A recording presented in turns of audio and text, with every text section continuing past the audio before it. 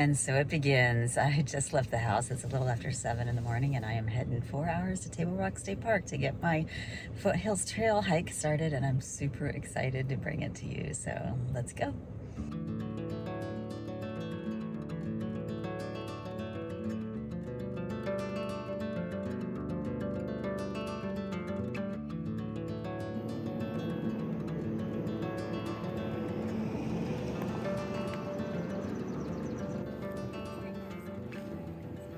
Well, I made it to Table Rock State Park. This is going to be my endpoint. So I just went in the visitor center behind me and registered my hike and paid for a week of parking. And now I'm going to head off to meet my ride.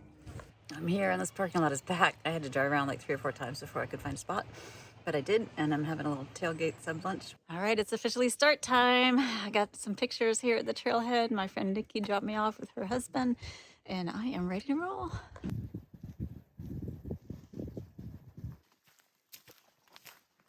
So far, it's very quiet out here other than the rustle of the leaves and the trees. Lots of blowdowns, but they've all been cleared through the amazing trail maintainers in this stretch, or actually on the whole trail.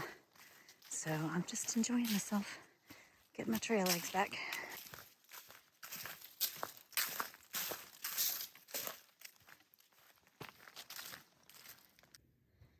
Oh no, it's my first obstacle. Somehow I think I can find my way around that. Well, after I made it up the peak of that hill at mile 2, started downhill, and it's a lot cooler and a lot shadier.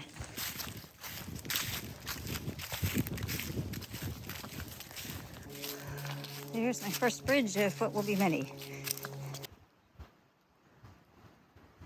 This looks like a nice place to spend the night. I'm in camp now. One of the first things that I need to do after taking a little rest is pick out my campsite, and I have scoped out all around me, and there are some sites like that one there that are pretty well worn, but in looking at all the trees around, I don't feel comfortable with that one. So I'm gonna go over here behind me. Right here, nice creek right next to me, so lovely sounds of water at night. I'm gonna get set up there and show you my evening camp routine.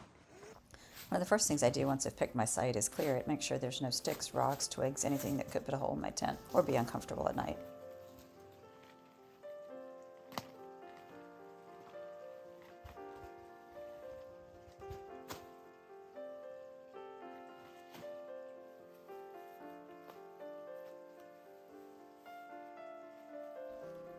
I set my footprint out first because that's going to be directly underneath me when I sleep.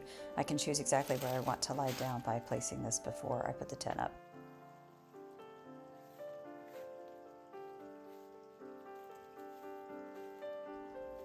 Once that's exactly where I want it, I start setting up my tent. The Dorston has some interesting angles, so it can be tricky to make sure that you have your body right where you want it to be. The best way to set up this tent is to stake out all 4 corners so that the tent makes a perfect square, and then pop it up with the trekking poles.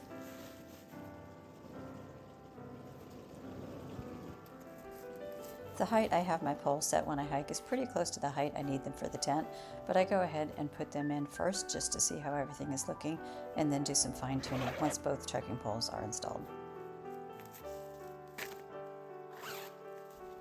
It's pretty easy to get a nice pitch on level ground like this, but I find it's trickier when the ground is sloped a bit and I have to do a little bit more fiddling.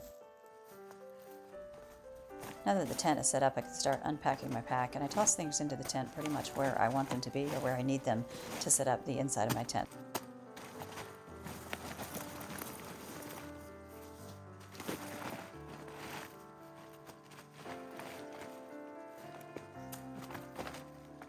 When my pack is empty, I like to fold it up and I put it under my feet at night. Having them a little bit elevated while I sleep helps me recover from a long day of hiking.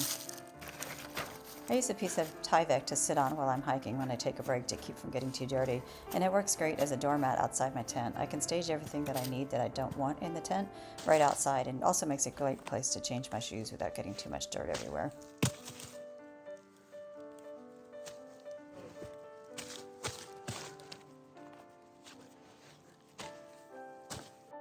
If I don't have cell service, I'll take a minute to send a preset message to my family members to let them know that I'm safe in camp for the night. That way they don't have to worry about me and they know exactly where I am. This inReach Mini can also send custom messages using the Earthmate app. I find it's more efficient just to use the presets that I've already configured before I started on the trail. My plan includes an allowance for a certain number of custom messages, so I want to save those for an emergency. I'd like to get the inside of my tent all set up, including my bed. That gives me a chance to really unwind when it's time for dinner. I don't have any more big chores that I need to be thinking about.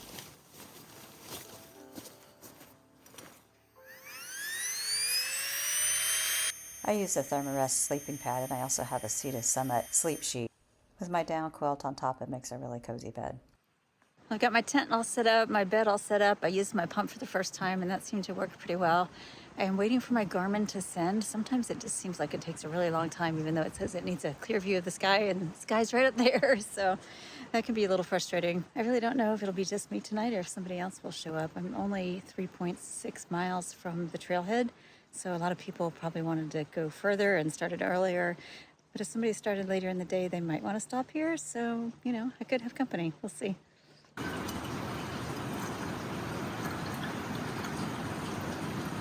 It's awfully early for dinner time, so I think I'm just going to rest a little bit, probably do some journaling, enjoy the sound of that beautiful water, dry out some of my gear.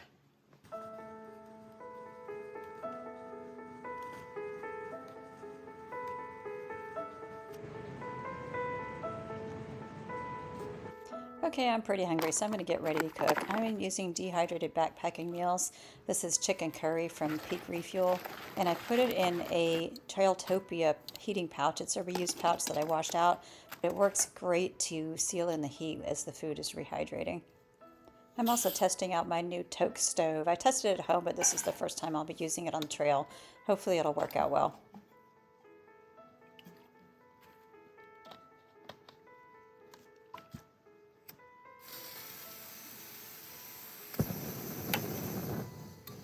Kind of wild.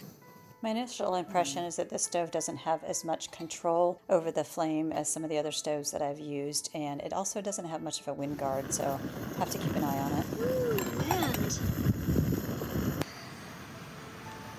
And we wait.